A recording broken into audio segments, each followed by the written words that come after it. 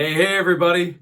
Welcome back, my global thespians. Yep, it's morning here in Los Angeles. I got the coffee in hand, but more importantly, pencil in ear, which means we are ready to rock. This is the channel Kevin E, and this is Q-Tips, the content, and I am Kevin E. West, veteran television actor and the founder of the award-winning business organization, The Actors Network. Today's video is the second installment of what you saw my overview a couple videos ago called The First Four. The first four things we tend to care about in this profession or get informed about or get told that we have to pay attention to or have to deal with. However it came to you, whether you're 8, 28, or 58, doesn't matter. And that thing is pictures, the things we can now do with our phone, although I don't recommend it. But headshots, pictures, which, remember, I came from the time when they were all black and white, even times when we had composites and you had to get them printed and you had boxes in your house. You could have just had extra old pictures you used to make a fire at holiday time in the fireplace. That's the era that I came from. Now, of course, it's all digital, they're color, it's great, but here's the challenge for us. The challenge is we don't necessarily break down headshots and pictures to the degree that we should. And more notably, it's because, once again, people didn't necessarily talk to us about this very much. So I have 6 items related to headshots that I want to cover for you today. And again, this is just an overview about 2 of 4 in my first 4. I can go on and on about headshots far longer than just 10 minutes. And I will eventually down the road in this library known as Q-Tips. But for now, guys, let's do a couple of real quick 1 through 6. Number 1, this is a professional service that you're paying for. It's really important that I say that because, like I tell you all the time, the business of show business is really just like life. And if you look at it more like that, it might not be so annoying or something we're just like, I don't want to deal with that today. I totally get it. But when you spend money on a professional service, I don't care if it's a plumber, I don't care if it's a masseuse, I don't care if it's an auto mechanic or your financial advisor. We consider things about researching them. And yet what I've found with most, not all, if it's not you, that's cool, most actors don't really research headshot photographers in your town very much. We tend to rely on a friend who told us this person was cool, or we see somebody's pictures online and go, wow, those are really great, even though it may not even be your type or your age.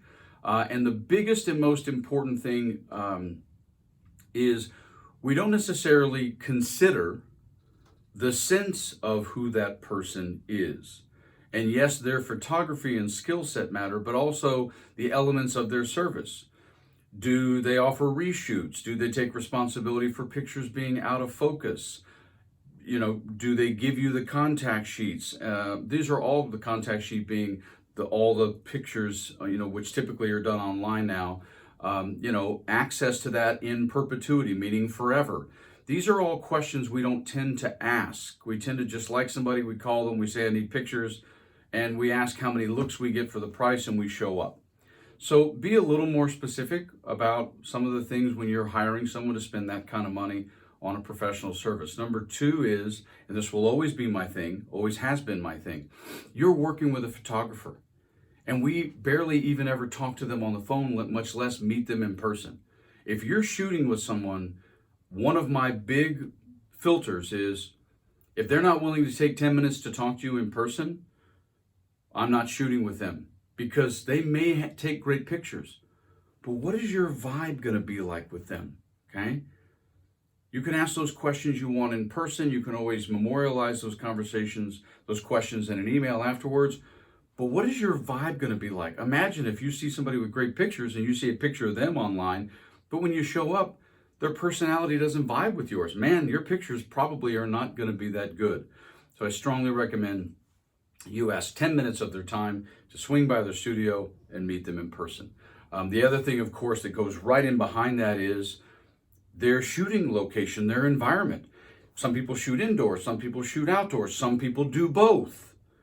Some people shoot indoors at their home, some people shoot indoors in a studio, some people shoot outdoors around where they live, some people drive you play. These are all things that affect your mind. You got to know this stuff, man, or your pictures may come out and you're like, what's missing about the photos? Because you weren't comfortable. Comfortability matters a ton, okay? So that matters. Number 4, wardrobe, of course. But wardrobe is way more than just clothes. It's the colors that you choose. It's the patterns that you choose along with your skin tone. And most notably, and this is such a good example I have right here of the background behind me. Look at the background behind me. It's kind of that wood, got some busyness going on. Well, if I was wearing a really busy shirt right now, that might not look so good in a photograph because you just wind up looking like a test pattern for IBM. So taking, checkered shirts with a brick wall behind you, these kinds of things we count on the photographers to know and pay attention to, but a lot of times they don't. And then, of course, the environment of where you're shooting affects, what medium is the picture for based on the wardrobe. Are you taking commercial shots? You taking, drama theatrical shots? Is it more for stage theater? I don't know. But these are things that wardrobe comes into play a lot more than just, I like this color on me or I love this particular outfit. These are things for you to ponder, okay? And again, sometimes when it comes to photographer, number 5, we do trust them. I get it. They're professionals. We don't want to have to think a lot about it. But if you see their studio when you meet them or when you're on set, it's not that you shouldn't trust the photographer, but at the same time, you could always at least ask them. And a lot of times they'll be very amenable, but they'll be amenable because you're paying them.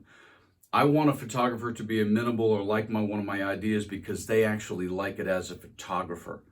But don't be afraid to make a suggestion or two in the shoot and or take a suggestion or two in the shoot about composition, the location of where you're shooting, and or maybe something about your wardrobe or your hair, because there's always something weird going on with my hair because it's just straight.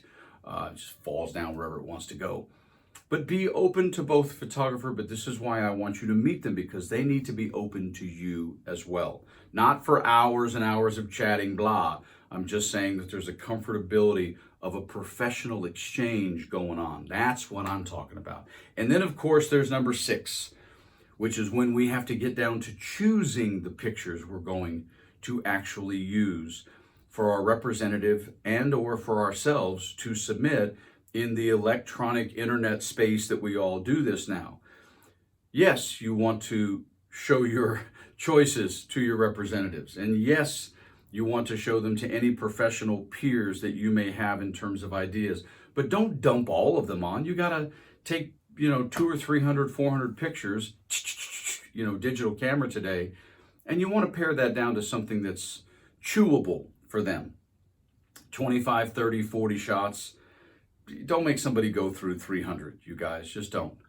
And always remember, you got to think about who's asking about your photos, who's going to be looking at them, who's going to be judging them. And while we're not the best people for ourselves, if you know in your heart of hearts that one picture or this one picture really exemplifies in that wardrobe with that composition and background, that really exemplifies you, then don't debate with your representative about it, because we don't have to anymore.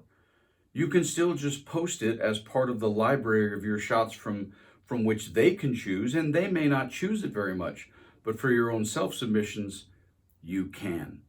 So that gives you a sense of what I mean about the importance of pictures in me spending 10 minutes on it, as I could spend 2 hours on this, because it is so intricate and it is so important. My overall point is, don't short sight and don't shorten the process of preparing to take a headshot session. It requires a lot more pre-work, pre-production, as I always say, than you may think. Okay, go to kevinewest.com, like, subscribe, get your friends, go to IG, follow me, the Kevin E there, the Kevin E from Nashville, Tennessee, boom. Global Thespians, we'll see you real soon. Take care.